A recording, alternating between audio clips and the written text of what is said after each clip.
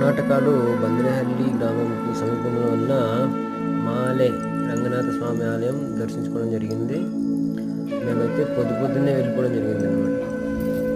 ఎందుకంటే అసలు ఎండాకాలం, ఎండ ఎక్కువైందంటే కొండ ఎక్కడం కష్టం అయిపోతుంది అనమాట. యాక్చువల్గా నాకు అది ఫస్ట్ టైం దేవుని దర్శించుకోవడం. ఒకటే రాయి అనమాట, మొత్తం ఒకటే స్టోన్.